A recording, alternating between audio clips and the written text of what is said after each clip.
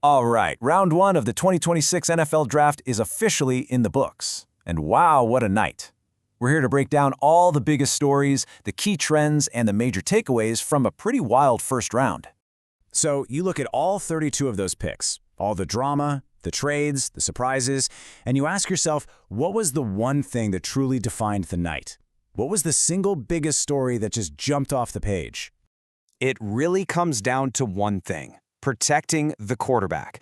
It was all about the big guys up front. Teams across the league basically made a massive, collective decision that they needed to build a fortress around their QB. It's like they all realized at once. You can have all the offensive weapons in the world, but if your guy doesn't have time to throw, none of it matters. Okay, but before we dive deep into that trend, let's talk about the top of the board. You know, the headliners, the picks that got everyone talking right out of the gate. So, pick number one went pretty much as expected. The Raiders got their guy, quarterback Fernando Mendoza. No shock there. But man, the draft really kicked off at pick 3. The Cardinals made a huge splash taking running back Jeremiah Love. We'll get back to that in a sec. Then, the Titans gave us our first real whoa moment of the night, grabbing receiver Carnell Tate. And right after that, the Giants went defense, taking Arvell Reese, a pass rusher whose whole job is to ruin the day for guys like Fernando Mendoza. And let's just pause on that Cardinals pick for a second, because it was a big deal. By taking Jeremiah Love at number 3, they made him the highest drafted running back in 8 years, going all the way back to when Saquon Barkley went second overall. In today's NFL, where the running back position has been so devalued, that is a massive and, let's be honest, pretty risky bet to make. But here's the thing. All those individual picks, as exciting as they were all just part of a much, much bigger story. The real headline of the night was this dominant trend that just completely took over the first round. And that number right there, that says it all. 9. A staggering 9 offensive linemen heard their names called in the first 32 picks. Think about that. That's nearly a third of the entire round dedicated to beefing up the trenches.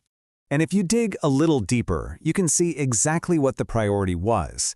It wasn't just about getting bigger in general. It was about protecting the edge. A whopping 7 of those 9 guys were offensive tackles, the ones responsible for protecting the quarterback's blind side.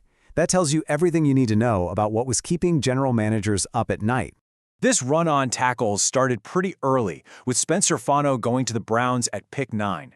And from there, it was like the floodgates opened. You had Blake Miller to the Lions, Monroe Freeling to the Panthers, and it just kept going, all the way down to Caleb Lomu landing with the Patriots at 28. The message from around the league was crystal clear. If you need an elite pass protector, you better get one now, because they won't be there for long. Of course, not every team was content to just sit back and wait for their turn. Let's talk about the movers and shakers, the teams who got aggressive and made some deals to go get their guys.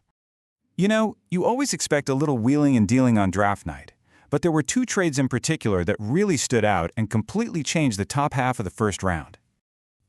Talk about being aggressive. The Kansas City Chiefs clearly fell in love with the player, cornerback Mansour Delane, and they didn't mess around. They made a massive jump all the way up the board to the number 6 pick to make absolutely sure he'd be wearing their colors. And then you have the move that always gets fans buzzing, a trade between hated rivals. The Philadelphia Eagles actually made a deal with the Dallas Cowboys so they could move up and grab wide receiver Mekhi Lemon. Trading inside your own division is such a high-stakes gamble. You're not just hoping you got a great player, you're hoping you can just give a key rival the assets to beat you twice a year. So with round 1 officially over, what does it all mean? What's the big picture here as we look ahead to the rest of the draft? Well, as exciting as night 1 was, it's so important to remember that this is really just the opening act.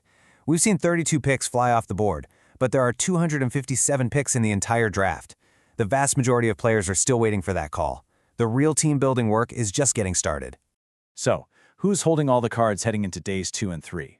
This chart right here tells the story. You've got the Dolphins, the Steelers, the Ravens. They're all sitting on a huge pile of what we call draft capital. Those picks are like currency. They have all the ammunition they need to either trade up for a player they like or just stand pat and rebuild their rosters with a ton of young talent. So, we've broken down the trends, we've looked at the trades, we've talked about the top talent, but at the end of the day, it all comes down to the one question we can't answer yet. Who made the move that will change their franchise? Which team actually won the first round? That's the real story, and it's one we won't know the answer to for a very, very long time.